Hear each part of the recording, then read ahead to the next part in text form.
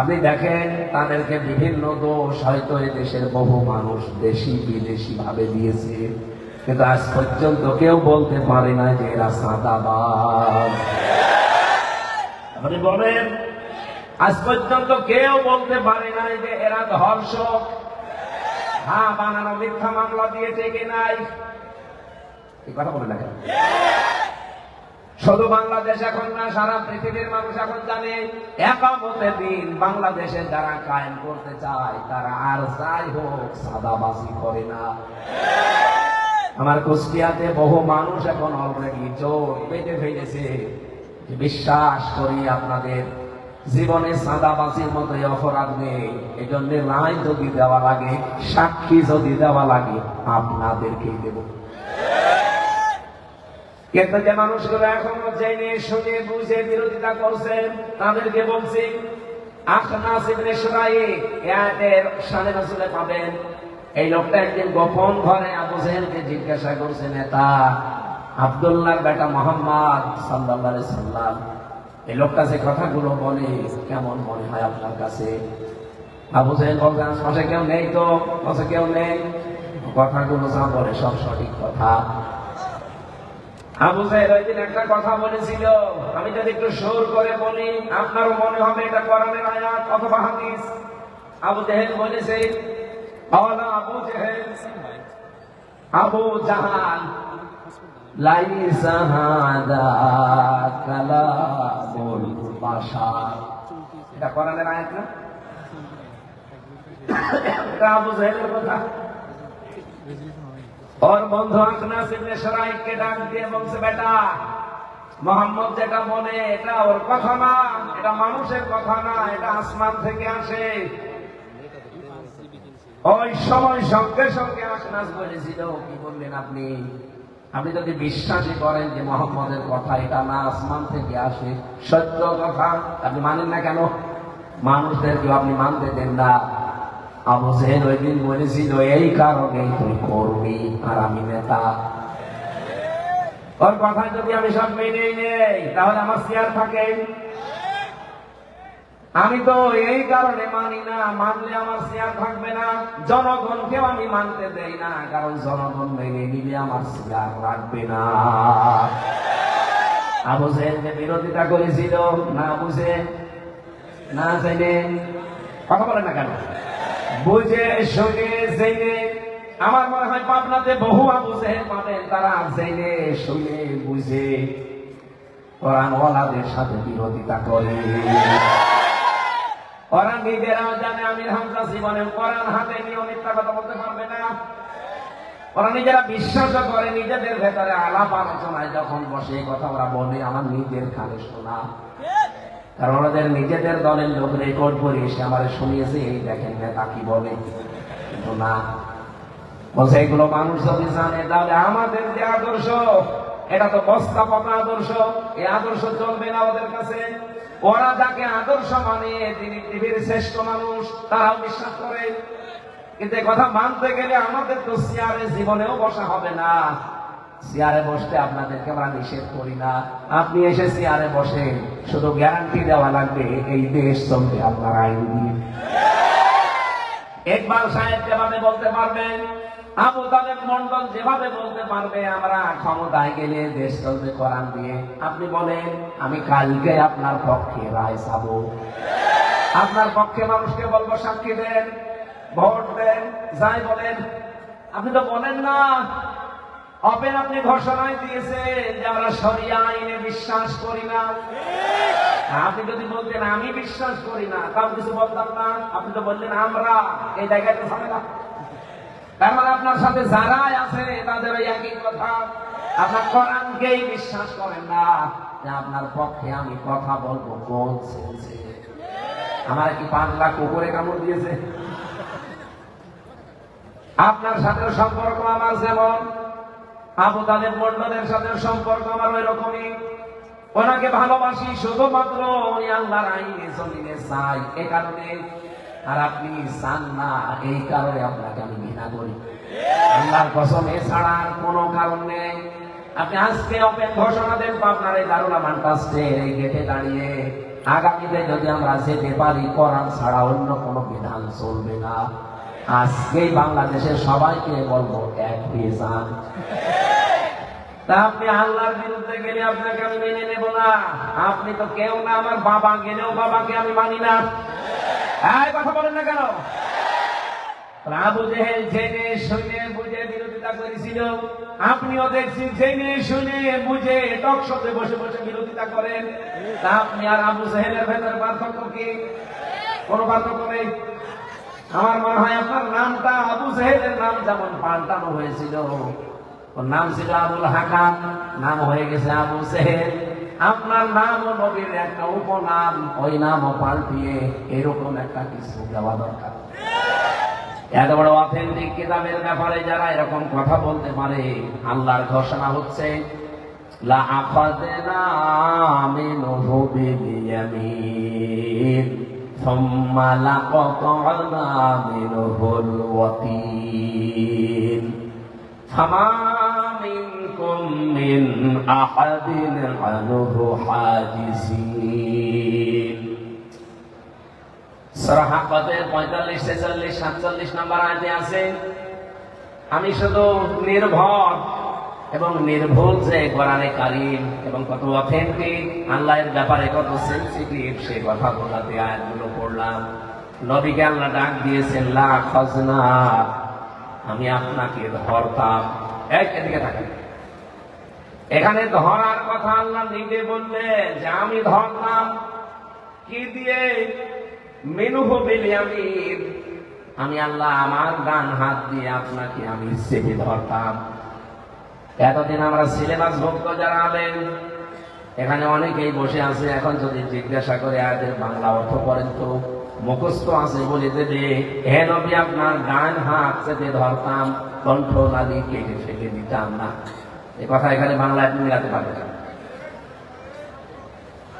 যারা আলেম আছেন তাদেরকে বলছে, এখানে ফাইল সরাসরি আল্লাহ নিজে মিনহু বিল-ইয়ামিন দিয়েছেন। বি মানে দ্বারা, দিয়ে, কর্তৃক। 33টা অর্থ পাবেন এই বা শব্দের। আল্লাহ পাক বলেন হে নবী আমি আমার ডান হাত দিয়ে আপনাকে চেপে ধরতাম, আপনার ডান হাত ধরতাম না, আমার ডান হাত দিয়ে ধরতাম। আমার প্রশ্ন হচ্ছে, আল্লাহর ডান হাত আছে, বাম হাত নেই। জবাব বলেন। আল্লাহ মিনহু বিল-শিমাল দিতে পারতেন যে আমি কিন্তু আপনাকে আমার বাম হাত দিয়ে চেপে ধরতাম। বাম হাতের কথা আল্লাহ এই কারণে দেয়নি, কারণ তার বাম হাতে শক্তি নেই। অবশ্য ঠিক, বাম হাতের থাপ্পড় খেয়েছেন আপনি আল্লাহ। এই যে কিছুদিন আগে একদম নাড়া দিয়ে গেল, আর যদি 1.5 মাত্রা বেড়ে যেত, এই নাড়াটা বাংলাদেশ কি ইন্দোনেশিয়া হয়ে যেত। কিছু তো টের পাননি। আমি ওই সময় এক ঘরের ভেতরে ছিলাম, হঠাৎ দেখি কাঁপতেছে। কি গো, কেউ কি নাড়া ছাড়া দেয়? ওপরের দিকে তাকিয়ে দেখলো ছাদ ওঠল কাঁপছে। পরবর্তীতে দেখলাম বিজ্ঞানীরা জানিয়েছে এই বাংলাদেশে যে ভূমিকম্পটা হয়ে গেল, শুধুমাত্র আর 1.5 মাত্রা যদি বেড়ে যেত, এ দেশে একটা বিল্ডিংও খুঁজে পেতেন না। লাশ মাটি দেওয়ার জন্য মানুষও পেতেন না। কত মাটি দেবেন? আল্লাহর বাম হাতের শক্তি আছে, কিন্তু ডান হাতের কথা কেন দিলেন? মুফাসসির লিখেছেন যে জিনিসের উদাহরণ দিলে মানুষ সহজে বোঝে, আল্লাহ সে উদাহরণটা কোরআনে সেট করেছেন। আমরা সচরাচর দেখি আমাদের বাম হাতের চাইতে ডান হাতের শক্তি বেশি না কম? গুরুত্বপূর্ণ এবং কঠিন কাজগুলো আমরা কিন্তু বাম হাত দিয়ে না ডান হাত দিয়ে করি। কোন জিনিস ধরতে হলে শক্ত মজবুত ভাবে কোন হাত দিয়ে? আরো জোরে। আল্লাহ এইটাই বুঝিয়েছেন। আল্লাহ পাক বলেন অবশ্যই আমি ধরতাম। এখানে যদি আখস না দিয়ে আল্লাহ আয়াত শুরু করতেন, সত্যি কথা বলছি আয়াত আমি পড়তাম না। দেখেন তো আয়াত শুরুই করেছেন লা আখস না, তাকিদ দিয়ে। অবশ্যই আমি আল্লাহ ধরতাম আমার ডান হাত দিয়ে, হে নবী আপনাকে, তার মানে মজবুত করে, শক্ত করে। সুম্মা লাকাতা'না মিনহুল ওয়াতিন, শুধুমাত্র ধরতাম না, আপনি যে ধমনী দিয়ে কথা বলেন, এই জহবাই কণ্ঠনালী, এটা আমি কেটে ফেলে দিতাম। আয়াতটা পড়ার পরে আমি চমকে গেছি, আল্লাহ কি বললেন? যেই নবীকে কোনোদিন আপনি নাম ধরে ডাকেননি, তার সম্মান নষ্ট হবে এ কারণে যেখানে নাম ধরেছেন সঙ্গে সঙ্গে রিসালাতের ঘোষণা দিয়ে তার সম্মান আরো বাড়িয়ে দিয়েছেন। কোরআনে আপনি 4 জায়গায় যার নাম পাবেন, কিন্তু যেখানেই মোহাম্মদ সঙ্গে সঙ্গে আছে মুহাম্মাদুর রাসূলুল্লাহ। ওয়া মা মুহাম্মাদুন ইল্লা রাসূল মা কানা মুহাম্মাদুন আবা আহাদিন মির রিজালিকুম ওয়ালাকির রাসূলুল্লাহ। সূরা মুহাম্মাদের ভেতরে এক জায়গায় আছে নুজিলা আলা মুহাম্মাদ ওয়া হুয়াল হাক্কু মির রাব্বিহ। এই জায়গাগুলোতে আল্লাহ নাম ধরেছেন ঠিক, কিন্তু শুধু নাম ধরেননি, রিসালাতের ঘোষণা দিয়ে সম্মান যা ছিল আরো বাড়িয়ে দিয়েছেন। অথচ এই আয়াতের ভেতরে আল্লাহ বলেন, হে নবী, আপনার কণ্ঠ বলাতে আমি আল্লাহকে ফেললাম। কারণ কোরআনে কারিমের ভেতরে কারো কথা নেই, যা আছে সব আমার নিজের কথা। এগুলো সব আমার কুদরতের জবান থেকে বের হওয়া কথা, এত অথেন্টিক। আপনি নিজের কথা যদি আমার মানে চালিয়ে দিতেন যে এইগুলো আল্লাহ বলেছেন, তাহলে আপনাকে আমি ছাড়তাম না।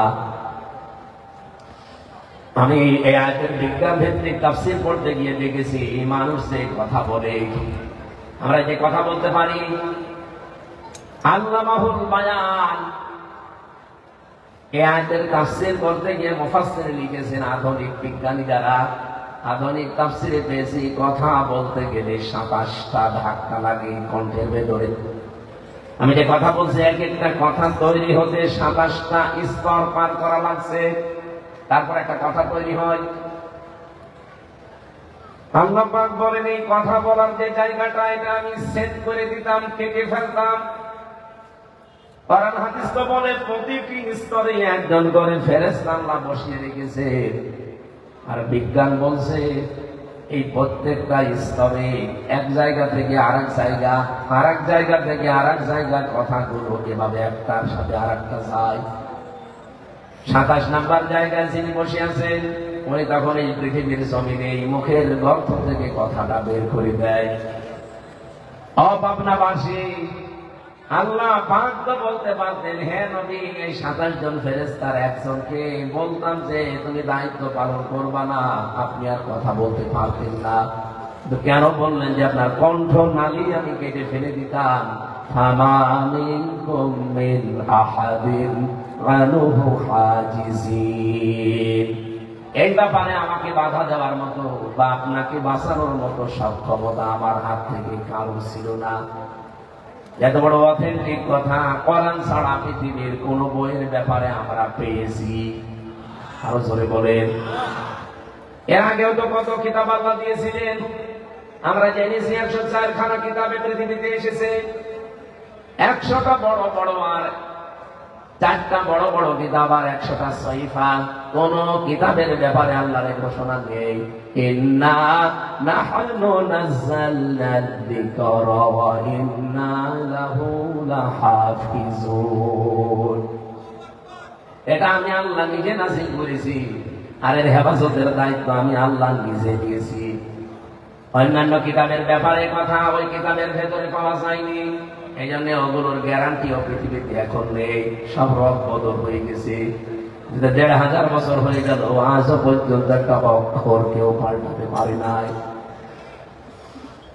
এই জন্য আমার অথেন্টিক কিতাবের ব্যাপারে যেহেতু আজ পর্যন্ত কেউ কিছু প্রবেশ করাতে পারে নাই, আবুল সরকার না, আবুল সরকারের বাবাও পারবে না।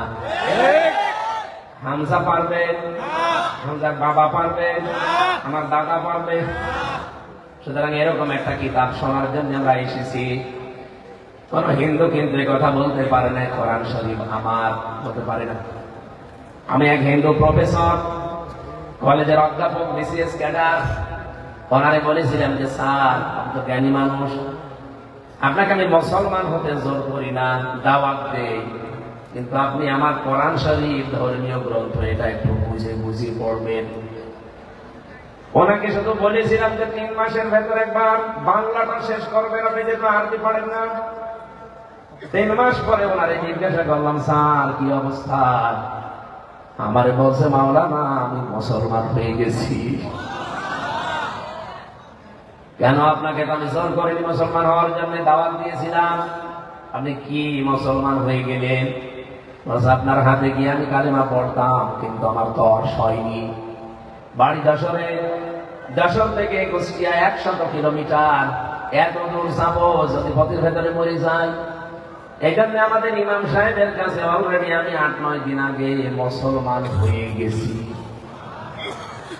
সূরা হজ এর 73 নম্বর আয়াতটা আমি প্রায় 50 বার পড়েছি বাংলাতে। কিন্তু আরবি পড়তে পারতাম না ওই সময়, এখন আস্তে আস্তে শিখে ফেলেছি। 50 বারের উপরে আয়াতটা আমি পড়েছি। যতবার পড়ি ততবার আমার ভেতরে নাড়া দেয়। আল্লাহ রাব্বুল আলামিন একটা উদাহরণ দিয়েছেন এখানে। কোরআনে যত উদাহরণ দেওয়া আছে প্রায় 250টা। আমি সেই কয়টা উদাহরণ পড়েছি, আমি দেখেছি কোন মানুষ যদি এভাবে বুঝে বুঝে পড়ে পৃথিবীর কোন ধর্মে সে আর থাকতে পারে না।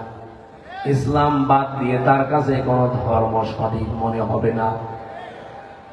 স্যার আমারে বলছিল, আমি যখন তেলাওয়াত করছিলাম, যেহেতু বাংলায় লেখা আছে নিচে উচ্চারণ, আমি ওটা পড়ছিলাম, ইয়া আইয়ুহান নাস গরিবা মাসালুন ফাসতামিউ লা। আল্লাহ পাক বলেন, হে মানব মণ্ডলী, ইয়া আইয়ুহান নাস, হে মানব মণ্ডলী, গরিবা মাসালুন ফাসতামিউ লা। একটা উদাহরণ তোমাদের সামনে আমি পেশ করছি, খুব ভালো করে উদাহরণটা শুনবে। বলেন তো উদাহরণ দিচ্ছে কে? এই উপমাটা আল্লাহ নিজে দিয়েছেন।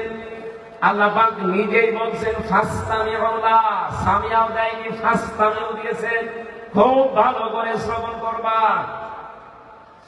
হযরত ইব্রাহিম আলাইহিস সালাম যে জাতির লোকদেরকে দাওয়াত দিয়েছিলেন, এই আয়াতের সারমর্মের ভেতরে আপনি পাবেন, ইন্নাল্লাযীনা তাদউনা মিন দুনিল্লাহ লা ইয়াখলুকু যুবাবাও ওয়া লাউ ইজতামাউ লাহ। নিশ্চয় যারা আল্লাহ ছাড়া অন্য কারো ইবাদত করে, আল্লাহ ছাড়া অন্য কারো আইন মানে, এদিকে তাকান, ইবাদতের যতগুলো অর্থ আমি পেয়েছি তার ভেতরে আইন, আল্লাহ বাদে যারা অন্য কারো ইবাদত করে, অন্য কারো আইন মানে, গোলামি করে, মাথা নত করে, মেনে নেয়, লা ইয়াখলুকু যুবাবা। আল্লাহ যদি ইয়াখলুকু যুবাবা দিত, আমরা আলেম যারা আছি অর্থ করে থাকতাম। লান দিলেন কেন? মোজারের আগে লান আসলে অর্থ হয় জীবনেও হবে না। ইয়াখলুকু এটা মোজারে যেহেতু 2টা কাল আছে এর ভেতরে, বর্তমান, ভবিষ্যৎ, প্রেজেন্ট, ফিউচার। আল্লাহ পাক জানাতে চেয়েছেন কখনোই তার একটা মাছি বানাতে সক্ষম হচ্ছে না, হবে না। আলাউ ইজতামাউ লা, যদি দুনিয়ার সব দেবতাকে তারা এক জায়গায় করে। আজ পৃথিবীতে 257টা রাষ্ট্র, এদিকে তাকান, 57টা মুসলমান রাষ্ট্র, বাকিগুলো সব অন্য জাতির লোকেরা বাস করে। আমার বিশ্বাস পৃথিবীতে এই যে 810 কোটির উপরে এখন আমরা মানুষ, মাত্র 175 কোটি আমরা মুসলিম, বাকিগুলো তো সব এক বাক্যে কাফের, অমুসলিম।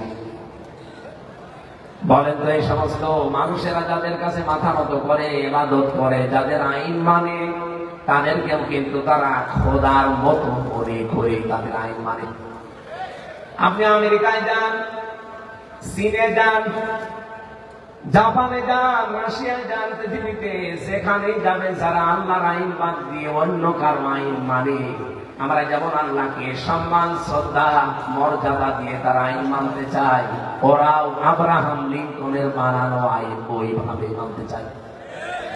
ওরাও তাদেরকে খোদাই মনে করে। আল্লাহ পাক বলেন, ওদের সবাইকে যদি এক জায়গায় করে একটা মাছি বানাতে চেষ্টা করে, কিয়ামত পর্যন্ত তারা বানাতে পারছে না, পারবেও না। 1500 বছর হয়ে গেল এই চ্যালেঞ্জের মোকাবেলা আজ পর্যন্ত কেউ করতে, আরো জোরে বলে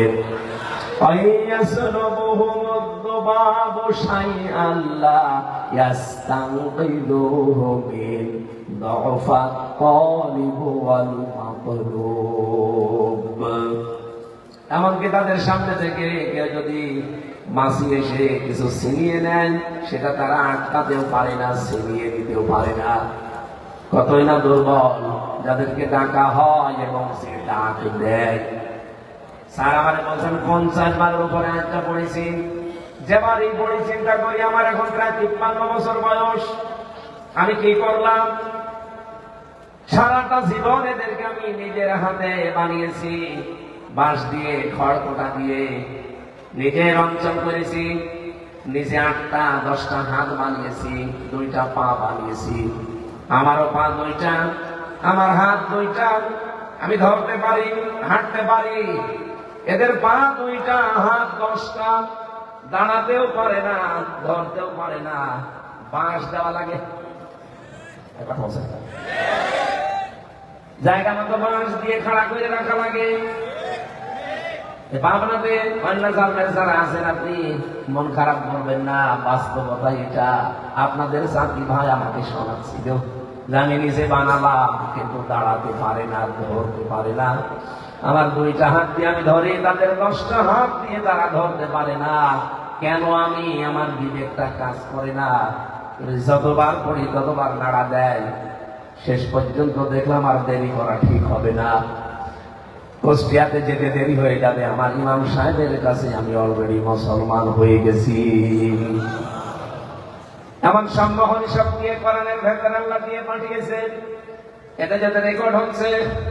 সারা পৃথিবীর সব মানুষদেরকে দাওয়াত দিলাম, আসেন। মুসলমানদেরকেও দাওয়াত দেই, কারণ অনেক মুসলমান জানার পরও না জানার ভান করে আছে, আর অনেক মুসলমান জেনে শুনে বুঝে কোরআনের বিরোধিতায় লিপ্ত আছে, ভাবনাতে নেই। বলেন বলেন। সূরা আনামের 34-35 নম্বর আয়াতের তাফসীর পড়ছিলাম। এখানে বড়গুলো করেন, এখানে বারবার ডিস্টার্ব করছে কারা? এখানে আসা যাবে না ভাই, তাড়াতাড়ি বসে, তাড়াতাড়ি বসে। পাবনাবাসী একটু দেখেন তো এর সাথে বাংলাদেশে কারো জীবন মেলে কিনা। আমার মনে হয় অনেকের জীবন মিলবে, পাবনাতে হয়তো এখন আর নেই, তারপরও সামনে আসতে পারে। দেখেন আমি বলি আগে, قد نعلم إنه لا يحزنك الذي يقولون فإنهم لا يكذبونك ولكن الظالمين بآيات الله يجحدون. বলেন আল্লাহু আকবার। রব্বুল আলামিন বলেন, হে নবী আমি জানি ওরা যা আপনার সম্পর্কে বলে, কথায় আপনার কষ্ট হয়, ওরা আপনাকে পাগল বলে, জাদুকার বলে, কবি বলে, গরম বলে, আপনি কষ্ট পান আমি জানি। কিন্তু আশ্চর্যের বিষয় ওরা কিন্তু স্বীকার করে চলছে। পড়ার পরে আমার একটা বিষয়, এই দেশ সম্পর্কে সেন্স এসেছে। আজ 83 বছরে একাবতে দিন এই বাংলাদেশে কায়েম করার জন্য যারা চেষ্টা চালাচ্ছে, আপনি দেখেন তাদেরকে বিভিন্ন দোষ হয়তো এই দেশের বহু মানুষ দেশি বিদেশি ভাবে দিয়েছে, কিন্তু আজ পর্যন্ত কেউ বলতে পারে না যে এরা চাঁদাবাজ। আপনি বলেন, আজ পর্যন্ত কেউ বলতে পারে না যে এরা ধর্ষক। হ্যাঁ, বানানো মিথ্যা মামলা দিয়ে টেকে নাই, এই কথা বলে না।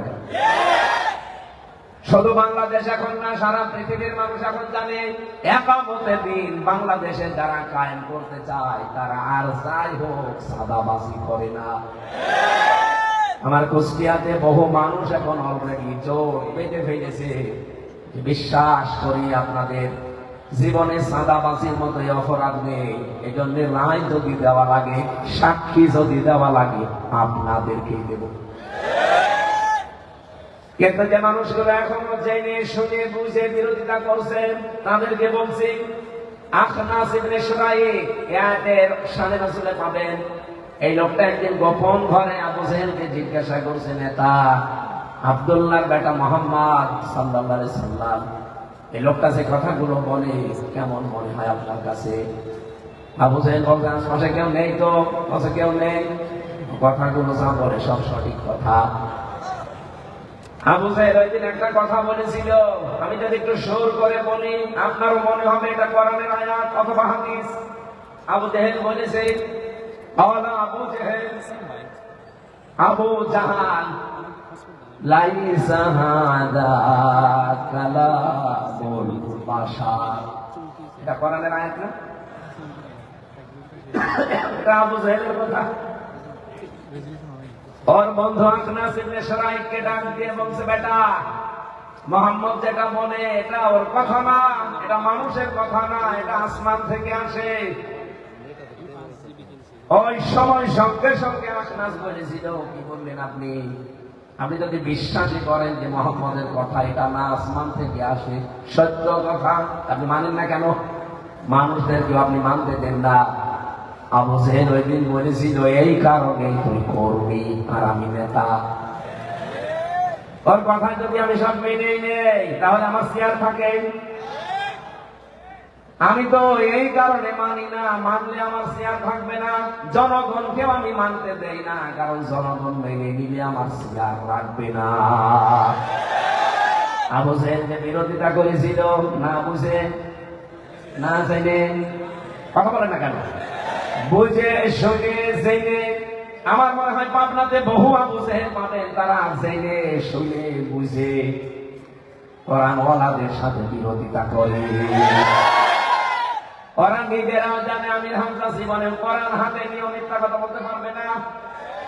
ওরা নিজেরা বিশ্বাস করে, নিজেদের ভেতরে আলাপ আলোচনায় যখন বসে কথা ওরা বলে আমার নিজের কানে শোনা। কারণ ওদের নিজেদের দলের লোক রেকর্ড করে এসে আমার শুনিয়েছে, এই দেখেন নেতা কি বলে। কিন্তু না, বলছে এগুলো মানুষ যদি জানে তাহলে আমাদের যে আদর্শ এটা তো বস্তা পচা আদর্শ, এই আদর্শ চলবে না ওদের কাছে। ওরা যাকে আদর্শ মানে তিনি পৃথিবীর শ্রেষ্ঠ মানুষ, তারাও বিশ্বাস করে। কিন্তু কথা মানতে গেলে আমাদের তো চেয়ারে জীবনেও বসা হবে না। চেয়ারে বসতে আপনাদেরকে আমরা নিষেধ করি না, আপনি এসে চেয়ারে বসে, শুধু গ্যারান্টি দেওয়া লাগবে এই দেশ চলবে আপনার আইন দিয়ে। ইকবাল সাহেব যেভাবে বলতে পারবেন, আবু তালেব মন্ডল যেভাবে বলতে পারবে আমরা ক্ষমতায় গেলে দেশ চলবে কোরআন দিয়ে, আপনি বলেন আমি কালকে আপনার পক্ষে রায় চাবো, আপনার পক্ষে মানুষকে বলবো সাক্ষী দেন, ভোট দেন, যাই বলেন। আপনি তো বলেন না। অপেন আপনি ঘোষণায় দিয়েছেন যে আমরা শরিয়া আইনে বিশ্বাস করি না। আপনি যদি বলতেন আমি বিশ্বাস করি না, তাও কিছু বলতাম না। আপনি তো বললেন আমরা, এই জায়গায় তো হবে না। তার মানে আপনার সাথে যারাই আছে তাদের ওই একই কথা, আপনার কোরআনকেই বিশ্বাস করেন না। যে আপনার পক্ষে আমি কথা বলবো কোন সেন্সে? আমার কি 5 লাখ কুকুরে কামড় দিয়েছে? আপনার সাথে সম্পর্ক আমার যেমন, আবু তালেব মন্ডলের সাথে সম্পর্ক আমার ওই রকমই। ওনাকে ভালোবাসি শুধুমাত্র উনি আল্লাহর আইনে জমিনে চাই, এ কারণে। আর আপনি চান না, এই কারণে আপনাকে আমি ঘৃণা করি। আল্লাহর কসম, এছাড়া আর কোনো কারণ নেই। আপনি আজকে ওপেন ঘোষণা দেন আপনার এই দারুল আমান ট্রাস্টের এই গেটে দাঁড়িয়ে, আগামীতে যদি আমরা যেতে পারি কোরআন ছাড়া অন্য কোনো বিধান চলবে না। আজকেই বাংলাদেশের সবাইকে বলবো এক হয়ে যান। তা আপনি আল্লাহর বিরুদ্ধে গেলে আপনাকে আমি মেনে নেব না। আপনি তো কেউ না, আমার বাবা গেলেও বাবাকে আমি মানি না। এই কথা বলেন না কেন? আবু জেহেল জেনে শুনে বুঝে বিরোধিতা করেছিল, আপনিও দেখছি জেনে শুনে বুঝে টকশোতে বসে বসে বিরোধিতা করেন। তা আপনি আর আবু জেহেলের ভেতরে পার্থক্য কি? কোন পার্থক্য নেই। আমার মনে হয় আপনার নামটা আবু জেহেলের নাম যেমন পাল্টানো হয়েছিল, ওর নাম ছিল আবুল হাকাম, নাম হয়ে গেছে আবু জেহেল। আপনার নাম ও নবীর একটা উপনাম, ওই নামও পাল্টিয়ে এরকম একটা কিছু দেওয়া দরকার। আজকে একটা হাদিস পড়লাম, এই যে প্রথম যে অংশটা পড়লাম, ইন্নাল আবদা ইদা আযনাবা যামবান অবশ্যই নিশ্চয় কোন বান্দা যখন একটা পাপ করে, অপরাধ করে, কানা নকতাতুন সাউদাহু ফি কলবিহি, তখন তার অন্তরের উপরে একটা কালি পড়ে যায়। এই মানুষরা যখন আবার ইস্তেগফার করে, তওবা করে, আল্লাহর দিকে ফিরে আসার চেষ্টা করে, আমার আল্লাহ বলেন কালিটা আমি মুছে দেই। কিন্তু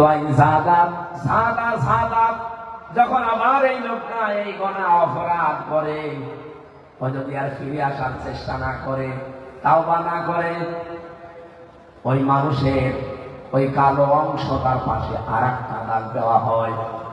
দাগ দিতে দিতে এমন পর্যায়ে চলে যায়, তখন ওর কাছে ভালো কাজও ভালো লাগে না, খারাপ কাজও ভালো লাগে না, সব সমান মনে হয়। আমার মনে হয় হাদিস বাংলাদেশের অনেকের জন্য আজ কার্যকর। এক কথা বলেন না কেন? আপনি দেখেন, জ্ঞান তাদের নেই তা না, তাদেরকেও মানুষ জ্ঞানী মানুষই মনে করতো। আবু জেহেলের মতো তো জ্ঞানী তারা না। আবু জেহেলের নাম ছিল আবুল হাকাম, জ্ঞানীর পিতা। সে যখন আল্লাহ রাসূলের এই সঠিক কথাগুলো জানার পরে, বোঝার পরেও মানে নাই, এমন নাম দিয়েছে কিয়ামত পর্যন্ত নাম দুনিয়ায় কেউ রাখবে না। আমি আজ পর্যন্ত পাবনাতে শুনেছেন কেউ কি বলে যে কুকুরটা আমি আবু জেহেলের নামে রাখলাম? ওর নামে কুকুরও কেউ বসে না। আপনার নাম যতই সুন্দর হোক, এমন নাম পাল্টিয়ে যাবে, ওই নামও আপনার কিয়ামত পর্যন্ত এই পাবনাতে কেউ রাখবে না। আমি জানি আপনার হেদায়েতের পরিবর্তে আপনার শয়তানি বাড়বে, আপনার ভেতরে তো কালো হয়ে গেছে।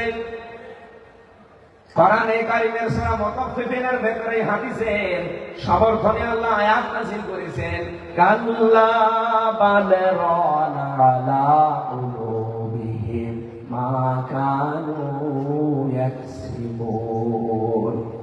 কখনোই না, তোমরা যেটা ভাবো সেটা না।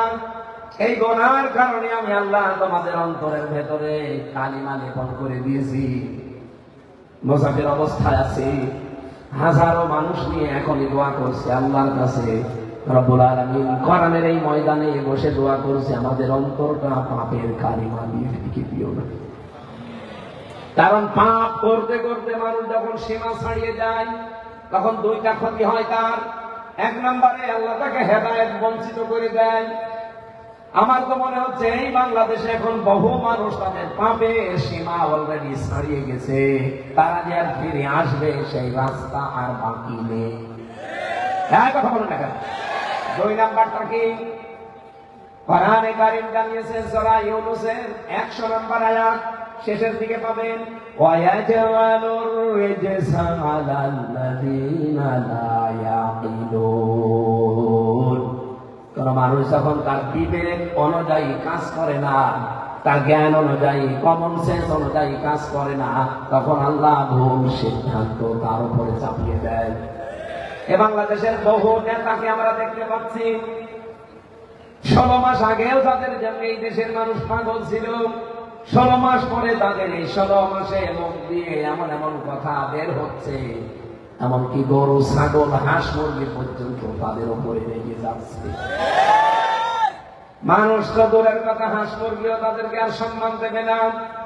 আপনি কোন কারণে 15.5 মাস পরে কথা বলতে গেলেন?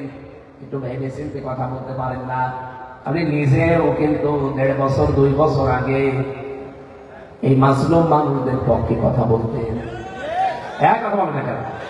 5 বছর আগে এই মাসলুম মানুষদের পক্ষে দাঁড়িয়ে আপনি নিজে কথা বলতেন।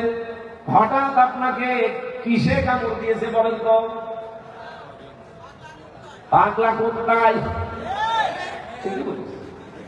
পাগলা কুকুরে কামড় না দিলে তো, আমি কুষ্টিয়া সেদিন বলেছিলাম, এরকম কামড় যাদের দিয়েছে বাংলাদেশে আমরা দেখি, কুকুরে কামড় দিলে আগে তো 14টা ইঞ্জেকশন দিত নাভিতে, এখন শুনলাম 6টা। আমার মনে হয় এরকম কামড় যাদের দিয়েছে তাদের এখন এই ইঞ্জেকশন দেওয়া দরকার। আপনার বিবেক কিন্তু মরে গেছে। আকল যখন কাজ করে না, আপনার বিবেক যখন কাজ করে না, তখন ভুল সিদ্ধান্ত আল্লাহ একটার পরে একটা চাপিয়ে দেয়। আমি আশা করবো আপনার বিবেককে আপনি জাগ্রত করেন, আগামীতে যেন বিবেকের উপরে আল্লাহ সেদ ফিরে না দেয়। যদি একবার এরকম কোন সিদ্ধান্ত আল্লাহ নিয়ে নেয়, আপনি দুনিয়াতে ক্ষমতা দিয়ে কি করবেন? আনায় থাকেন 50 বছর, এরপরে তো আপনার মরা লাগবে। এক কথা বলেন না কেন? আবেগপূর্ণ কথাটাও যদি আপনার হৃদয়ে না লাগে, আমি দরদ নিয়ে বলছি আপনার জন্য, 50 বছর না 100 বছর আপনাকে আমি চেয়ারে বসিয়ে রাখলাম, তাকে কি করবেন? হ্যাঁ, ক্ষমতা দেখাবেন দুনিয়ায়, টাকা পয়সা কামাই করবেন, ছেলে মেয়ের জন্মাবেন, ঠিক মরা লাগবে। আরো জোরে বলেন। মরে গেলে কি হবে আপনি টের পাচ্ছেন? আপনাদের আগে নিজেও পড়াশোনা করেছেন যে মরে গেলে কি হবে আমার।